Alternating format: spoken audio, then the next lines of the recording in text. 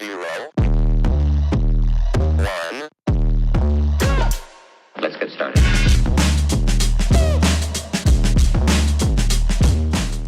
Hi, and welcome to the Beyond the Barracks, the podcast where service ends but the story begins.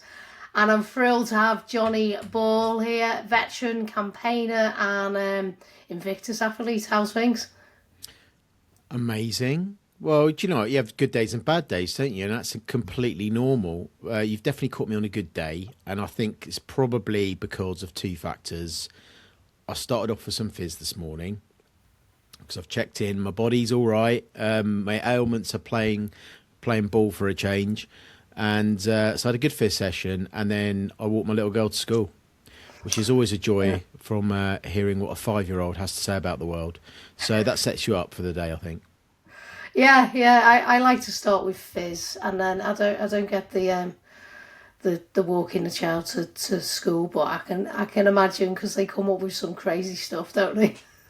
Oh, you wouldn't believe it. Yeah, every day is a wonder, and the curiosity for life. I think it's something we should definitely keep with us as adults. You know, at what point do we lose that curiosity of asking silly questions?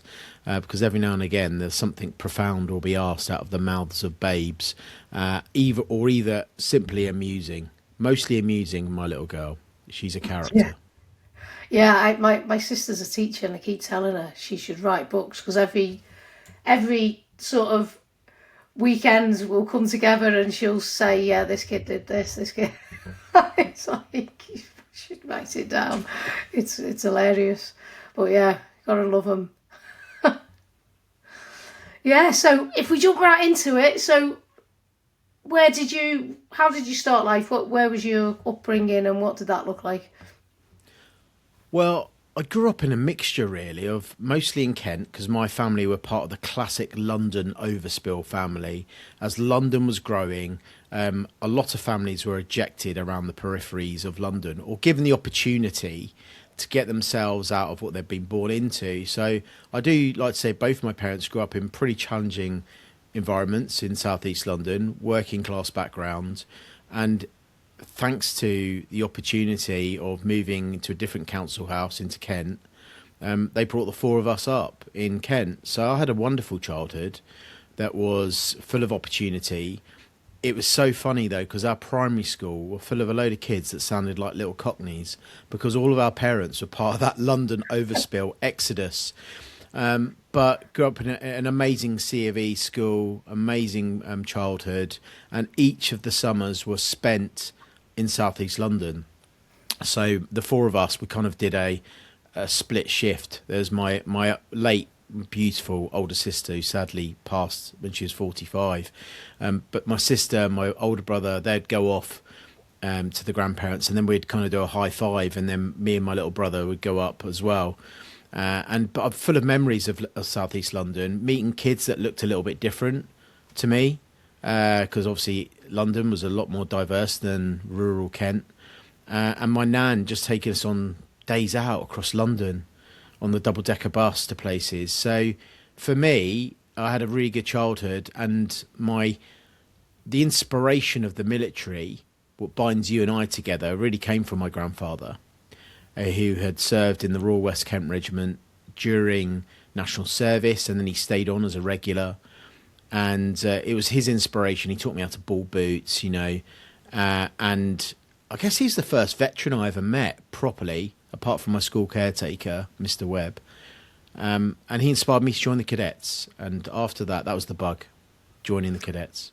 Yeah, so many amazing veterans and soldiers, I think, started in the Cadets, and that was where it started for me as well, was when I joined the Cadets at 13. So you were in Kent ACF. Yeah. Kent ACF. I did. I was Army Barmy, my parents used to call me. And at one point, I was even when I was 17, I joined the TA, and I was in the Cadets at the same time, 2 different cap badges, and I just loved it. But I did the full cadet package from 12 and a half, whatever it was, to about 18, and did them. I managed to get to the Caribbean with the Cadets. In all seriousness, I think the little boy that started that journey, and I'm seeing it in my own nephew at the moment, actually, who's disabled, and seeing how much it's brought him out of his shell. I was quite a quiet kid. I was the middle boy in a noisy household, so naturally quite introverted. And the cadets brought something out of me, a real zeal for adventure, for life, for friendships, and that was the vehicle. And I owe so much to the cadets. I will always evangelise about the cadets today, and I think they do amazing work, particularly for kids like me who didn't have that confidence, and that formed the foundation and bedrock for everything I've done in my life since.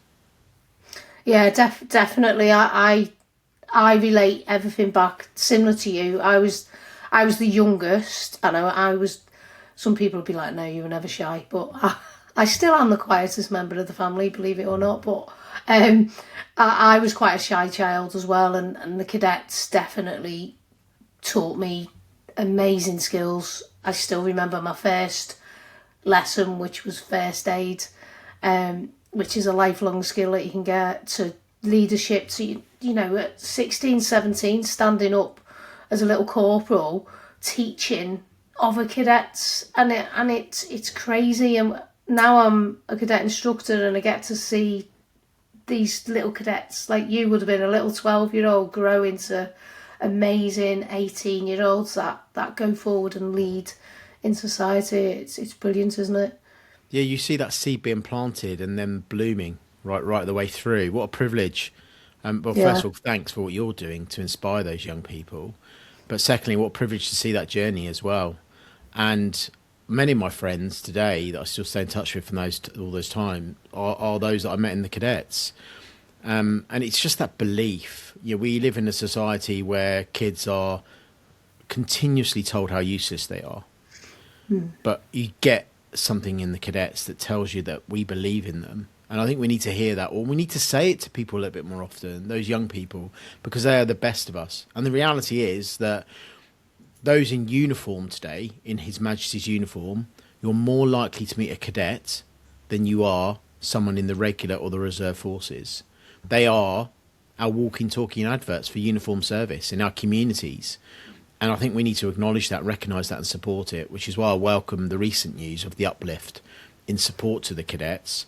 But we need to fulfil that rhetoric with real support. And actually, veterans, all of us, for those that have spare time, need to do what you're doing, Gina, and that's support the cadets in whatever way they can as volunteers. Yeah, definitely. We need. I mean, it's great, the instructors, isn't it? Because you've got civvies that have never been in anything, and that mix between veterans and people who are in the reserves, and it's just, I think, what makes it such a great organisation. And yeah, definitely a call to action. I was going to try and rope you in, but I know how busy you are.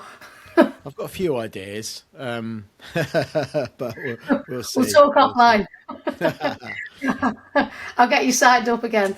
Um, so eventually, you went into the reservists as well as to cadets, and Yeah. then when we get to 18, we have to leave or become an instructor. So did you just go along the reservist route I to did. start? So I followed my grandfather's footsteps and joined our county regiment and the Princess of Wales's Royal Regiment, the Tigers. And I soon found myself on an operational tour. So back then, before the mobilisations of the noughties, where quite frankly the government got it wrong and they knew they got it wrong and brought in legislation to protect employers and reservists from that experience. So this was pre-Iraq and Afghanistan. But I deployed on something known as an S-type engagement, which was joining in the regular army for a short period of time. And I like to call this my gap year with a difference. So I went as a private soldier, 18 years of age, and found myself on the streets of West Belfast. And again, I had a really good mentor, my corporal, Andy Shaw, who's probably the most name-checked person I ever talk about in my military career, really took me under his arm. And this was pre-Good Friday Agreement. So the tensions were high. Our professionalism was under close scrutiny. And we know Northern Ireland has been under the spotlight in recent news reports. but what it actually felt like, the reality for an individual 18-year-old on the ground meant that our professionalism and behaviour was under deep scrutiny from those that would be quite keen to catch us out, if I'm honest. Those that weren't keen on the peace process that was looming. So that added another layer of complexity to a very complex situation. But really, it's where I learnt my trade. Learnt about soldiering under some intense leadership and intense mentorship. But I also learnt about life. I learnt about humanity. I go back to the South London example. That's probably where I saw elements of what poverty looked like in some parts of southeast London, which have somewhat been gentrified since. But actually in West Belfast, in our own islands, seeing abject poverty, seeing children on the streets living in abject poverty and communities really struggling, it creates a hotbed for terrorism to thrive. And for us to be that interface between the authorities and the people meant that you were in situations as an 18-year-old where you had to be streetwise, you had to be humane, you had to be firm as well, but also fair. And I learnt so much on that tour of West Belfast. And indeed, I then volunteered and redeployed after that tour 3 weeks later and went back to Drumcree for the marching season. Again, under an increased tension between communities.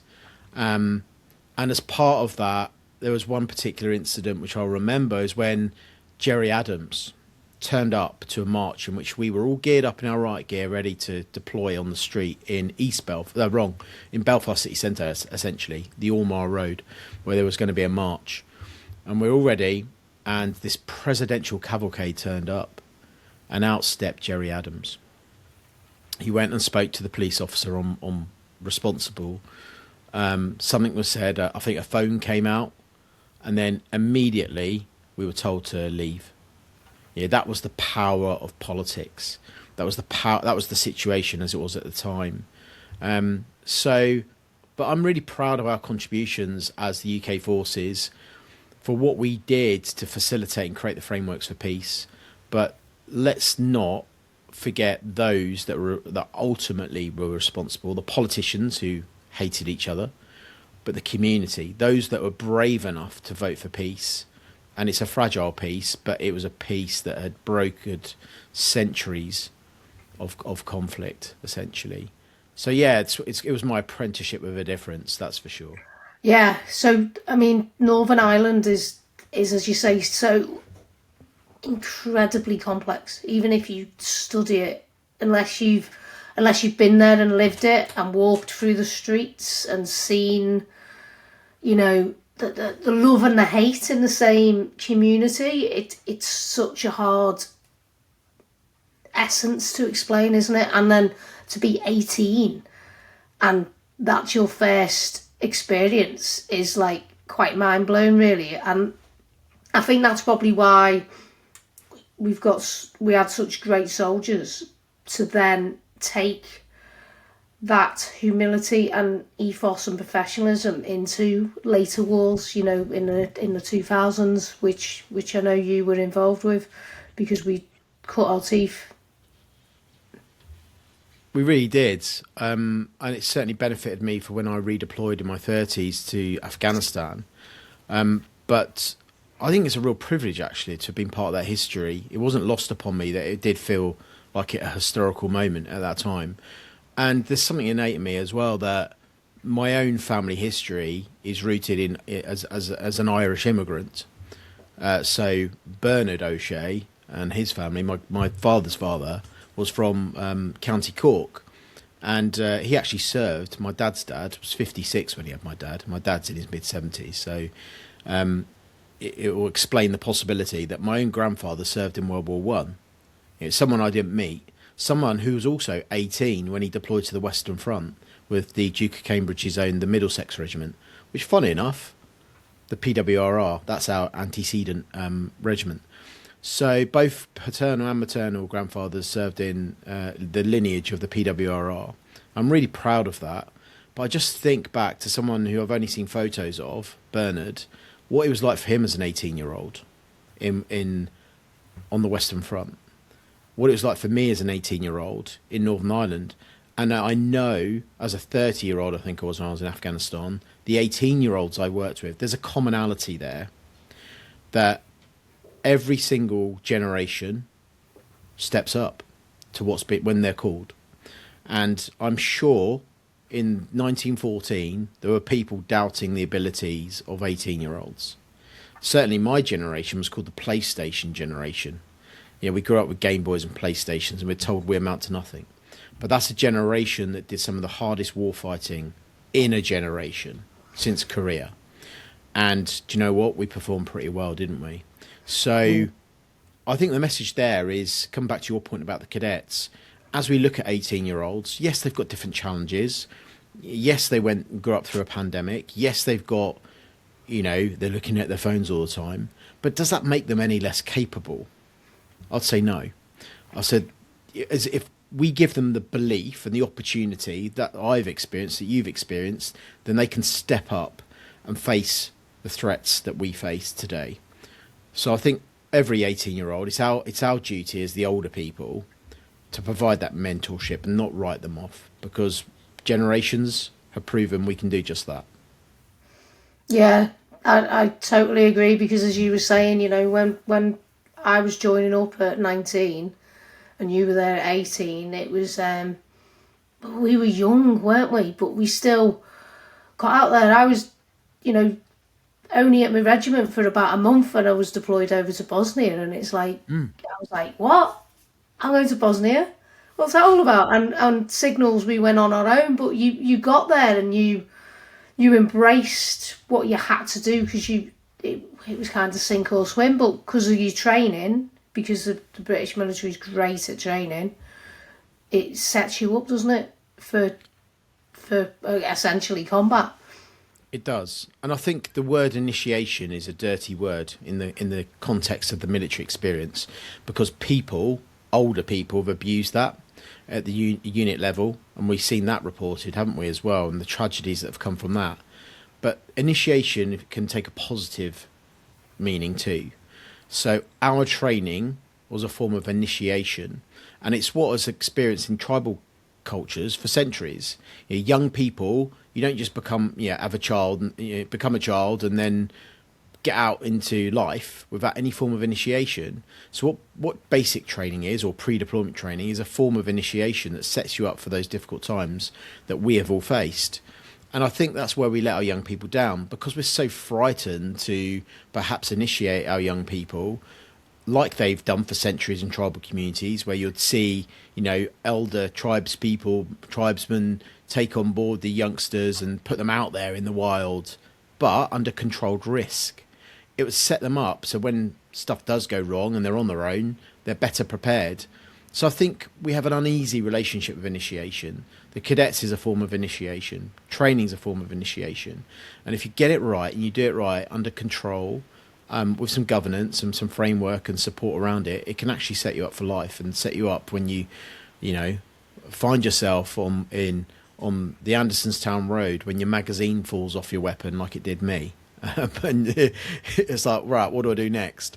Don't flap, don't panic. So, these are things that can really set you up for life. Yeah, and I think, resilience is bandied about everywhere, isn't it, at the minute? And, people are like, teach me resilience. And I'm like, well, you can't teach resilience without experiencing it. So, as you were saying, with initiations and going back to the tribes, that was where they started to build their youngsters, their resilience, as it was said, in a controlled environment. You were kind of protected, but that's where you learn from your failures, don't you? You can't, if you're always winning, everyone wins, then you're never going to learn anything in life. You do. And I've just been teaching my little girl to ride a cycle, to the point, the stabilizers are off, right? And she jumped on her bike and she just flew, and that innate protective parent, oh my God, she's going to fall off. It's no, actually, she might fall off, graze a knee or a switch. She's got a helmet on, so that's a control risk. You're on a closed road, another control risk. And then at the weekend, we went up to a pump track. where she's going around berms and over rollers and stuff. And again, I was initially, my initial reaction, protect. It's like, no, take a step back. This is a controlled risk. This has been designed for fun. Let her fly.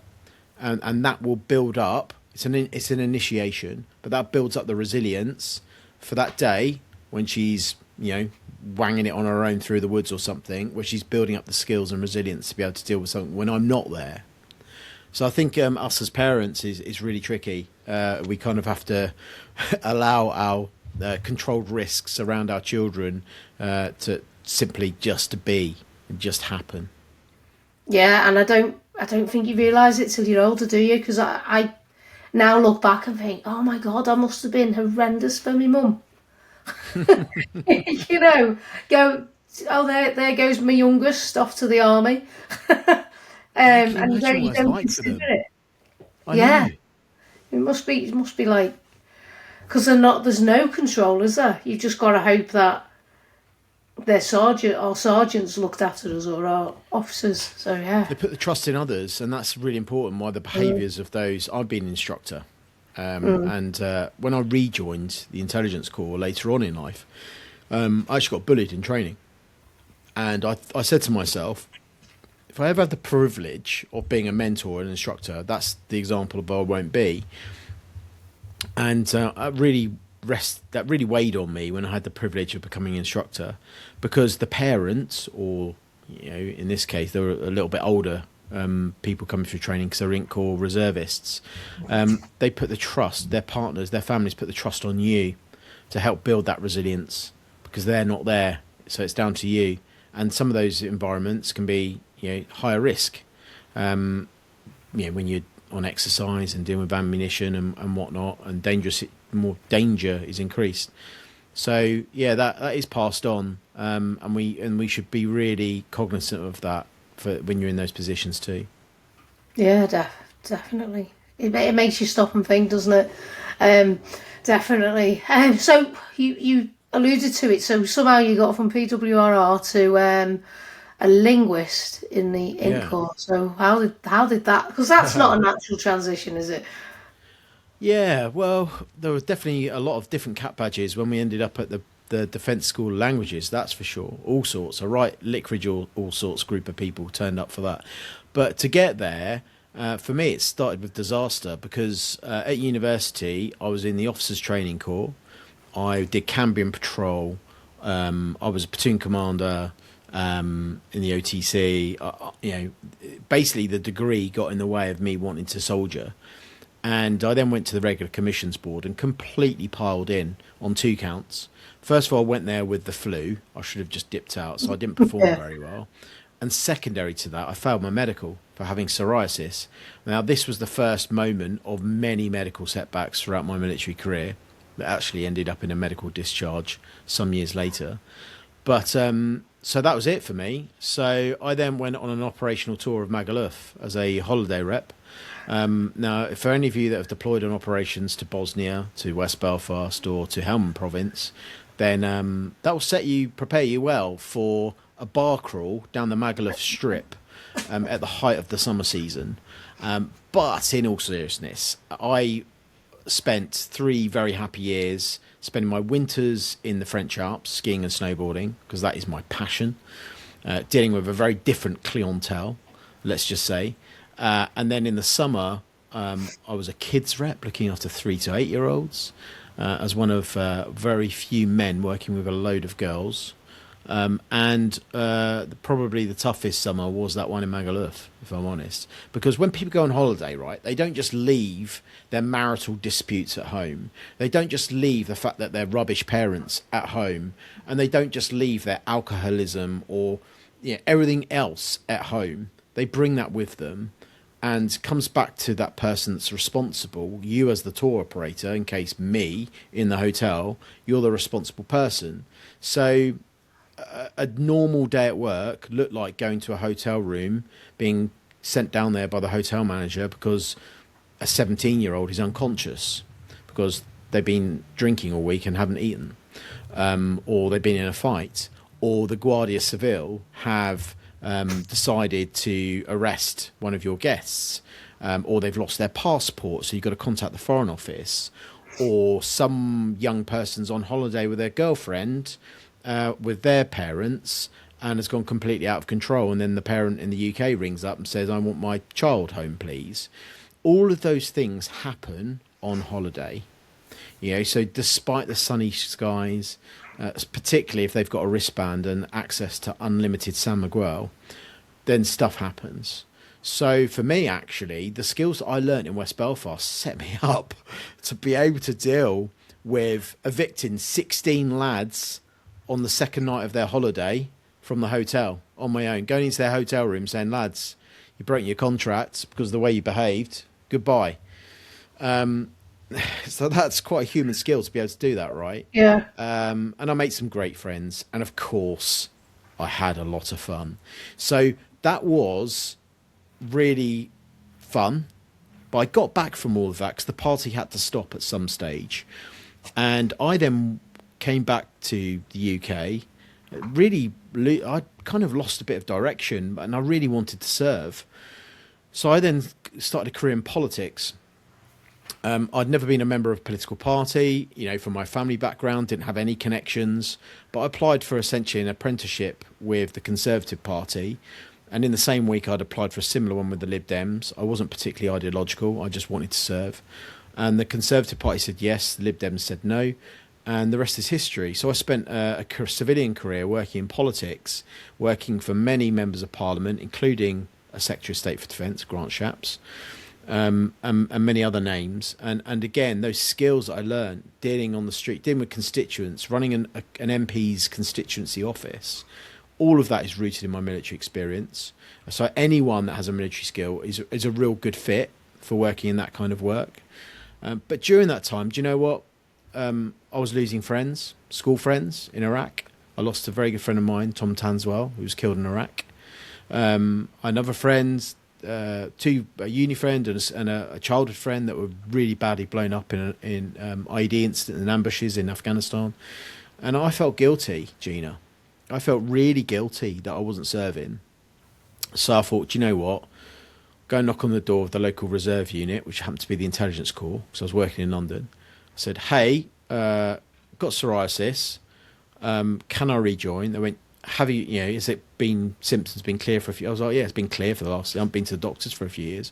Brill, you're in. And before you know it, you end up somewhere hot and sandy, because I then volunteered for full-time reserve service. As soon as I'd gone through all my military intelligence analysis course, I then volunteered for the long language course and spent 15 very happy months at Beaconsfield at Defence School Languages, learning one of the Afghan languages, Pashto.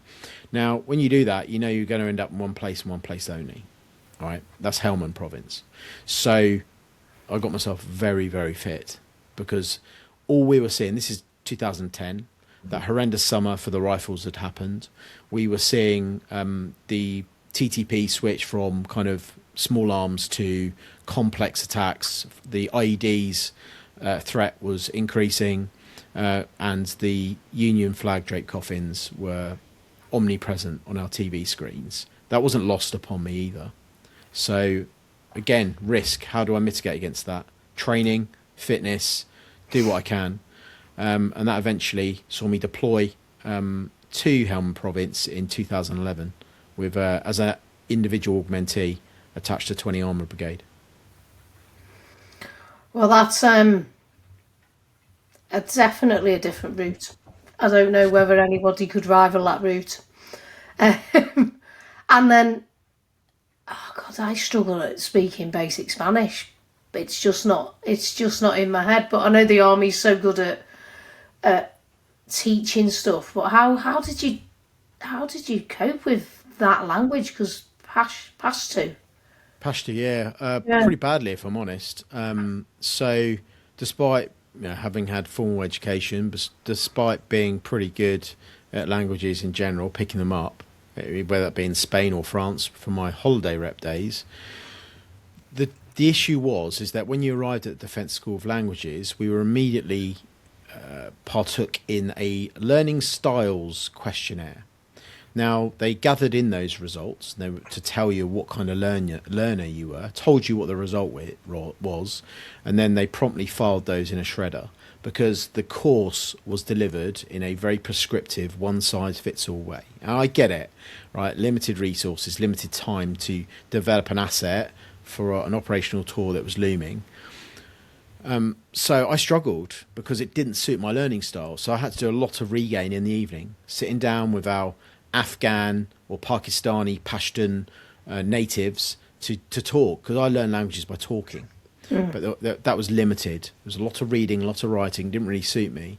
So, and the other issue was that they didn't have a course formalised, so they translated the Arabic course into Pashto.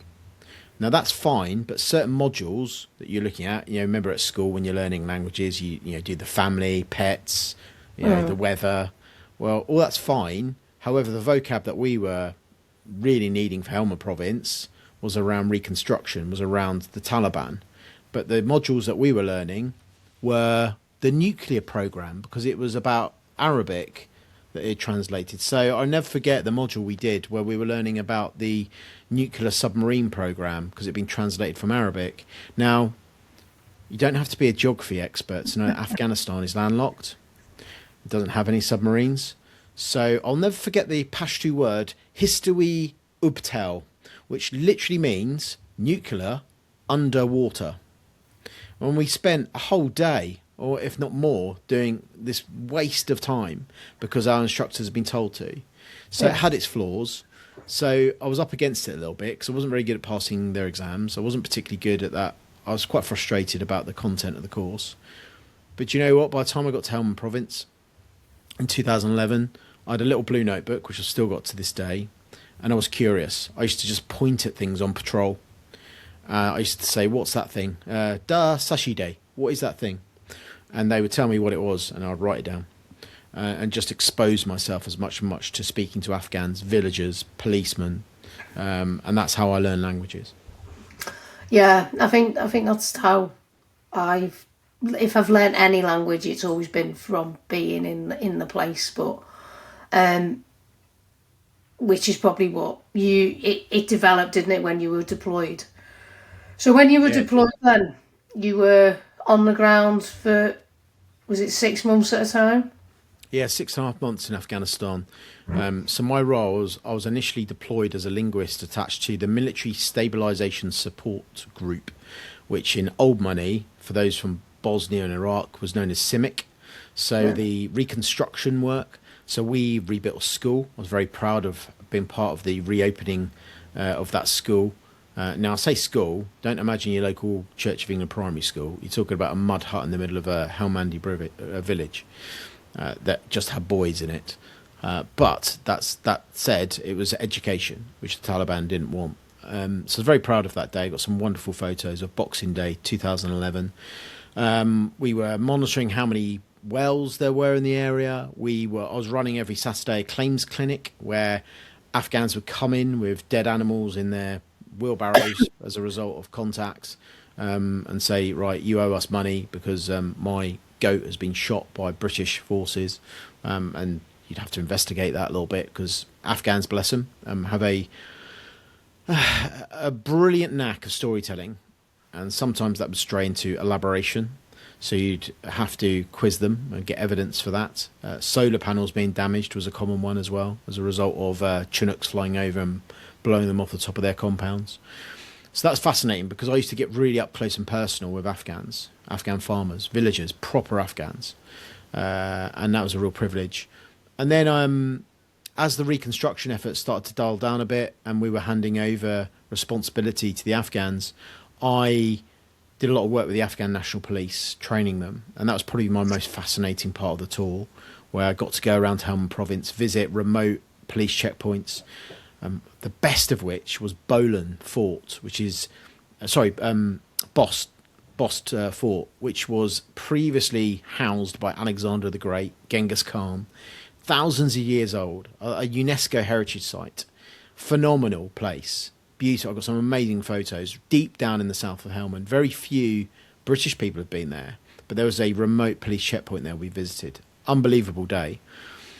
So that was these are the beauty of Afghanistan that is overlooked by the pain of conflict. Anywhere else, I'd love to go back and visit these places because it's simply amazing. And I found Afghans very, very kind, generous. It's a part of the Pashtunwali, the way of the Pashtun. There's a word called Melmastia, which means hospitality. So it sounds like a cliche, but it's really true that they would have nothing, but they would give you everything.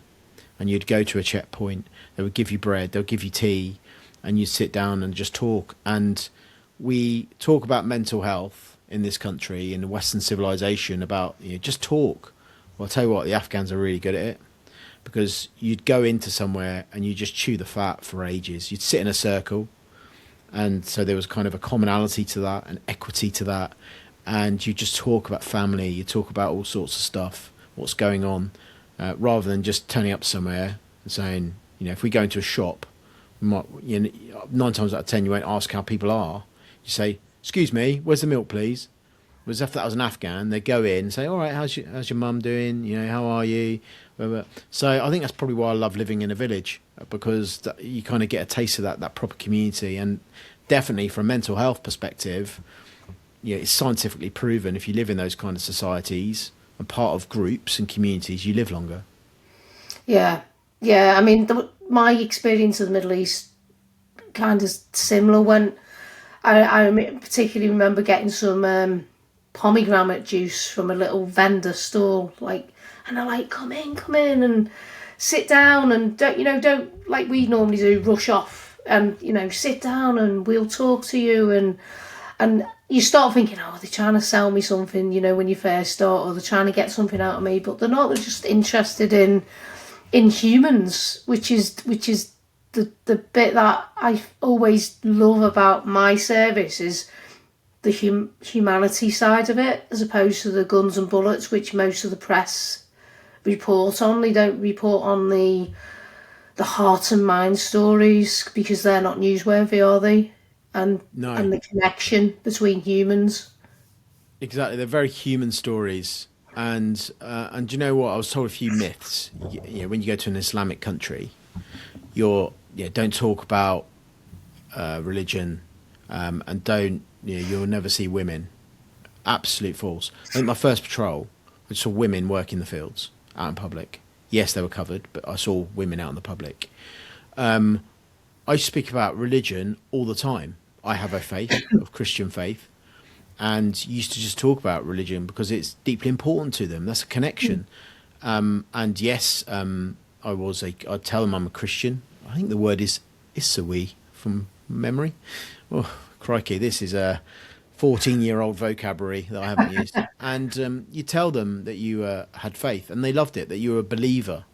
You believed, because I was speaking to a Jewish friend of mine, and a Jewish person at an event, and he said, we all have the same line manager, which, when it comes to religion, which I thought was glorious. But it certainly felt like that in Afghanistan. And in fact, I think it was a superpower in many ways, because you'd build trust quicker with them. Yeah, So I know when if you've done your interrogation training and stuff, they say, don't say you're not religious, because you need that connection with the other person, because if you say you're non-religious, then there's absolutely nothing they can talk to you about in situations in certain places. It really helped, and actually my faith helped me in Afghanistan, full stop, both on a pragmatic sense, that the Padre King of the Queen's Royal Hussars, I almost said Royal Irish Hussars, they were known as that once upon a time, the QRH, he was fantastic. He used to visit a lot, both on pastoral level and a faith level as well. And I've got a little trinket on my dog tags, where a little prayer that I think it's knocking around here somewhere actually. I've got it. There we go. And on that prayer it says, it's just 20 Armoured Brigade's little prayer tag, and on it says, may God bless and protect me and those I love. Which, when you're going out, in Taliban held ground or omnipresent threat of IEDs, was a real comfort.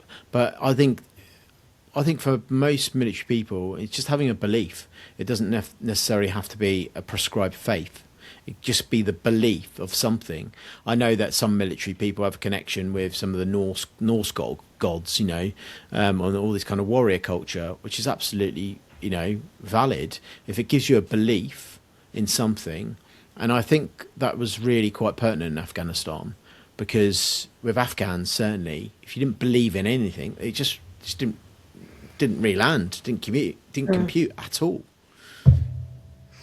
Yeah, and when you faced an Afghan was incredibly difficult for the troops on the ground because they were losing people, and I think you're probably right. Even if you don't admit that you've got a faith, you've got, when the padres come round, they're so engaging and they don't push faith on you. They just talk about humanity and being decent, and having something to believe in is going to help you on the ground, isn't it? When bullets are flying, bombs are going off. Indeed, and when bad stuff happens. So I remember the day where I was called to the ops room, and over the tannoy in our little patrol base, and I was told to phone my boss in Bastion. So I rang up Cam. All right, Cam, how's it going, mate?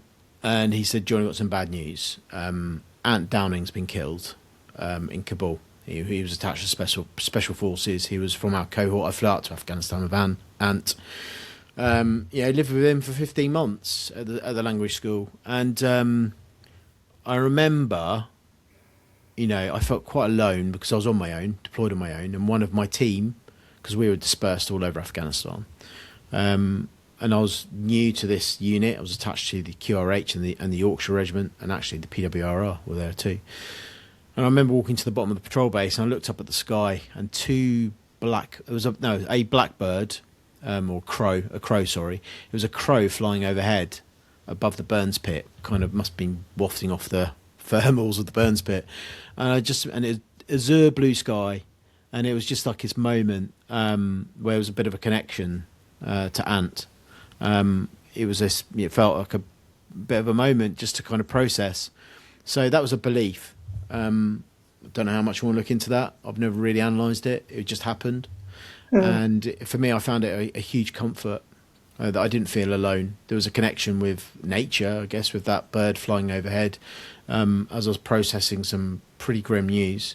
But then, of course, you then wake up the next day and you've got to crack on and get on with the job in hand, because there was a long tour ahead. Yeah, and it's wherever you find solace, I think, isn't it? And if you find it in nature or find it in a sign, then it can only make you stronger the next day. And that's what you have to do. You have to live your life for them, because they're not here anymore, I think. I think so. And we're quite good in the military. We have kind of formal ways of that, be that remembrance. And yeah, as the co-founder of the Afghanistan veterans community, which is the largest working age population of veterans in the country, we now have an annual memorial at the Arboretum at the Bastion Wall. It's the second year that we've run it, and what we've tried to do is yes, you do the formal components of a remembrance service, but we've tried to make it far more human. And so, for example, we give people a timing to be there, but we don't form up. People just come. They journey there from all four corners of the country or even overseas. So they make this journey to the Bastion Wall. And as part of that journey, there's one thing that we do. We lay pebbles. A bit like when you're on a walk, you see the cairns. Well, in Afghanistan, if you see a cairn, it means that there's potentially an IED under it, because they were local markers that people used to put, the tribes people would put. Or when they bury people, they put piles of rocks too. So there was a symbolism about these rocks. And we lived in little compounds full of sacks of rocks. Hesco Bastion was full of rocks. So there's something about these little rocks. And they're kind of personal little markers that you can leave in terms of processing, as well as the names on the wall, that we can then think about those individuals when you read their names etched in stone. So, yeah, I think we're we have quite a healthy, I think, relationship with grief in the military. We have ceremony, we have community, and we're finding that through the Afghan veterans community of shared experiences, shared losses, and I think that we're distinctively advantaged above our civilian cohorts when it comes to dealing with grief, because we deal with it. We deal with it actually in different ways, but the fact is we just deal with it because we have all of these traditions and we have each other, and that will evolve. You know, how people might process remembrance for Bosnia. I know what your community did last year to remember Bosnia 30 was very different to what we did to remember Afghanistan 10. That's okay. It's still a way of processing grief and remembrance in an appropriate way with a community wraparound. Yeah, and I was going to touch on, your organisation that you've founded, and I think it was, some people might say, why do we need different? We've got a Falklands one, it's incredibly important that remembrance does look back generally in to the First and Second World War. So sometimes it gets overshadowed, where now there's so many more conflicts coming up, and Afghan was our biggest loss of life since the Second World War, I believe. Or Yeah, was it Falklands? well, it was the most amount of people deployed in operations overseas since the Second World War. Yeah, so it was it needed to be done, didn't it? And it wasn't being done. So It's what a community asked us as well. So we did a survey. 1,600 veterans responded to a survey. Now this was just a group of us got together, had an idea, and we did a survey, and that was kindly supported by M&C Saatchi World Services, who threw a team of bright young things at this to do the analysis and to do focus groups as well. We did 6 of those, and every single veteran was paid for that focus group. I personally fundraised. I put a call out on my WhatsApp. Within 24 hours, some kind people donated the equivalent of $2,500 so that people could be paid for their time. Because we've got to stop taking the mickey out of veterans. If you value them, pay for them. So anyone that wants to go and speak to a corporate organisation for free, don't. Yeah, if you want to, you get some experience or record it, fine. But if they don't value them, have that discussion. I always speak for free for the cadets and for certain charities as well. But that's an aside. So we asked our community what they thought. Now, of 1,600 veterans, it's the largest independent survey ever conducted into veterans of Afghanistan. 92% said that they fear the service and sacrifice in Afghanistan will be forgotten. Now, that kicked me right where the sun don't shine. It broke my heart. But it also corroborated with how I was feeling at the time, particularly the nature of our withdrawal, because let's face it, it wasn't a glorious, it didn't come back to a fanfare with people on the side of the docks, and flags and all the rest of it. We came back individually. We came back over a protracted 20-year period, and we came back under a cloud of Operation Pitting, despite the amazing efforts professionally. It was a huge success in terms of military operation, but in terms of the moral component, it was difficult to swallow. So that is why we formed this community. That is why it's another charity, because it's needed by our community, and it's brought people together through a shared experience. It doesn't matter if you're a man, woman, Commonwealth, para, Marine, you're on the front line, or you're in Bastion, or dare I say it, you don't have a medal. You supported Afghanistan at Bryce Norton. You're part of this community. Or you might have been a nurse at Q2 Hospital. You're part of this community.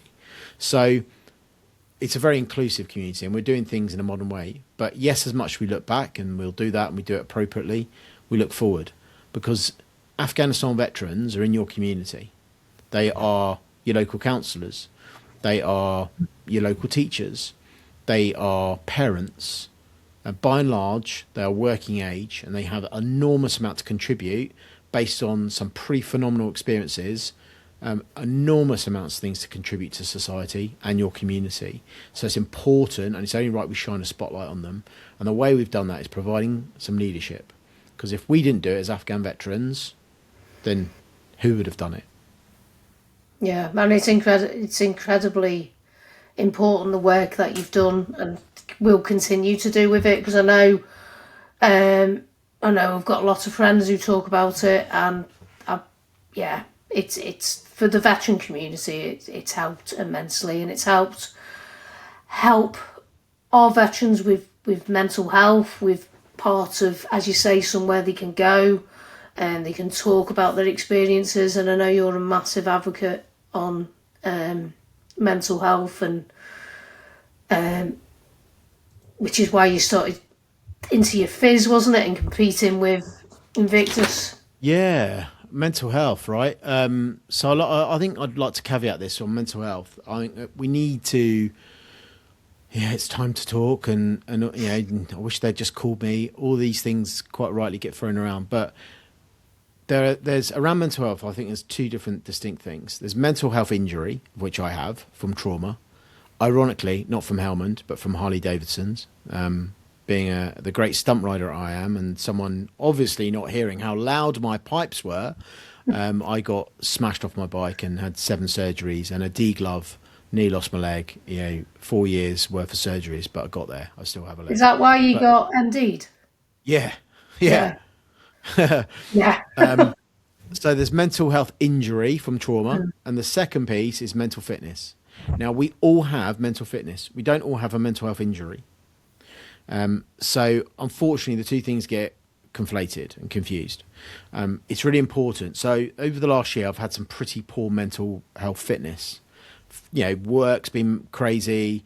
The strain of voluntary running a charity day in, day out, family, moving house, all that stuff piled on and became a mental fitness issue because I wasn't allowing myself to look after. I was doing phys, but I wasn't allowing myself the space to look after my mental fitness. My mental health injury, do you know, it was all right because they have very different signs and symptoms. I'd received treatment through Op Courage, also civilian insurance company. I'd had mental health support. So I'd had CBT therapy that looked at cognitive behavioural therapy treatment, how my behaviours, it looked at that and gave me some answers and allowed me to address sort of how I live day to day. And then I had EMDR therapy, which is in itself its own kind of voodoo magic that addressed the core roots of my trauma. So that was diagnosed, PTSD, anxiety and depression, all completely manageable. I'm a high functioning individual. I'm a parent. I run a national charity and I'm a managing director of another charity. So it just proves you can live with a mental health injury. Mental health fitness, however, is more challenging for me because that's normal. That's every day. And that's something you've got to stay on top of, which can be quite a challenge. So yeah, it's been, I advocate on it a lot. So for me, Invictus was the moment that was life-changing, life-saving. And that is where my life turned around. And again, it came from community, shared experiences, and fizz being a tool, an absolute catalyst for good physical and mental health. And that's been a legacy for me for Invictus. So whilst, yes, I came away with a medal, I was given the confidence to get back on 2 wheels again through cycling, to go out and ride on a bike with my little girl. That's been my real medal. And it's also set a habitual relationship with both physical and mental fitness that will stay with me for the rest of my life. Yeah, that's an incredibly important distinction what you've made. And what would you say is your must-dos to keep yourself on track for that? Yeah, non-negotiables, must-dos, absolutely. Whatever we're talking it, 1%, that type of thing. That. Yeah. I think first of all, it's having that conversation with those closest to you because they're part of your team. They need to, because for example, my non-negotiable is fizz. I mean, if I don't fizz, I will limp. So the physiology of it, I will have a permanent limp for the rest of my life unless I exercise the posterior chain. So that's number one, non-negotiable. Number 2 is fizz for mental health fitness, as well as, just general well-being. And getting outdoors. So unless I had that conversation with my wife that those things are survival mechanisms, then it can be deemed as quite selfish. It can be deemed as quite interrupt family life. So she knows that because she's also seen the alternative. She's seen me at my worst. She's seen when those things weren't in place. And that's not a great place to be. So without her support, I simply wouldn't be thriving as I am today. So I think top tip number one, it's not a, yes, it is a selfish solo endeavour, but you've got to have the support of those nearest and dearest to you, which, if any in family life, is crazy. But that's really important. So you make allowances. It's teamwork. And in fact, when you're going through EMDR therapy, you create a team in your head that you can visualize if you need to call upon them metaphorically to support you. And one of those was my dog, who was just barking in the background then. So, yeah, that's really important, teamwork. But the non-negotiables are definitely the outdoors, fitness. And I think the third bit is community, be that family. The Invictus community, I talk to someone from the games pretty much every day. The Afghan veterans community has been really good for me, from people that shared experiences. So, and my community here in Leicestershire, in my village, from the church to the school community. And, you know, just walking around the village, people say hello to each other. Good morning, stop and chat, just like the Afghans. That is great for my mental health and my mental fitness. Yeah, wise words. I think since I've only just moved back up north to my hometown, and I'm in a little village that's surrounded by a city, but the village itself is beautiful, and it's the same. And us Scousers are used to talking, so it's nice. It's nice to have not just the tap and go and take your loaf of bread home, but actually chat. I could probably chat to you all day, to be honest, Jonny. But what's the anything that we should have talked about that we haven't touched on? Just kind of one thing, really, and that is it's our responsibility as veterans, like it or not. We live in an era where the baton's being handed over to us. So, the Captain Tom generation, the visualization of what it means to be a veteran, which most members of the public or the media might think, well, it's our responsibility to change that. And we're only going to change that perception if we take responsibility ourselves. And I would really urge people not to be susceptible for the victim narrative, because that is the narrative that the media love. That is the narrative that some veterans group love, if I'm honest, and some charities, because it brings in donations. Well, the reality, even for those of us that have been through the mill and that have been through trauma, mentally discharged, physical, I've also got a long-term health condition, psoriatic arthritis, I'm like a triple threat. I've got long-term physical and mental. So, but don't allow that to define you. Let that be. Yeah, I think the Marcus Aurelius, the Stoic, says that what is in the way becomes the way. So don't allow that to define you, because we have a responsibility as veterans. We are walking, talking human commercials. So when you walk into your local shop, when you walk into the employer, any organisation, or you go online, you're representing our brand. So let's represent it appropriately. Take responsibility for that as well, because there's a lot of irresponsibility when it comes to the veterans brand. Don't be one of those. And that is something that our previous generations, from the Falklands to Korea, to the Forgotten Army of World War II, to D-Day veterans, to the Battle of Britain heroes, that generation stoically and responsibly did us well. And it's up to us, particularly in the digital age, to make sure that we act appropriately too. Yeah, and you're right. They were such proud people, weren't they? The First and Second World War veterans, and they still are, although they're dwindling, unfortunately. But I think that sense of community now within veterans, and the fact that we don't have to be 70, 80 to call ourselves a veteran, is growing, and it's not seen as a what it has been. We're still an asset to society, and I think that's what the likes of yourself and others, the Invictus Games and all the good charities that are out there are promoting, which is what I'm proud to be a part of as well. Thank you. No, do look us up. I'm a bit of a Yeah. LinkedIn pest. So you can find me on LinkedIn, or just look up the UK Afghanistan Veterans Community, where you can find what we're all about, because we've got lots of stuff coming up. We've got mental health support through a partnership with Boeing coming up this year in 2026. And we're also going to be training some veterans to go and speak in schools as well, to teach young people, people that you inspire, what it means to be a veteran in 2026. So you'll be able to find out more about that on our channels coming soon. Brilliant, yeah, and I'm sure there'll be a few people that potentially might not have heard of. I'm sure they have, but they might not have, and that's what we do the podcast for, so people can be signposted and find their tribe.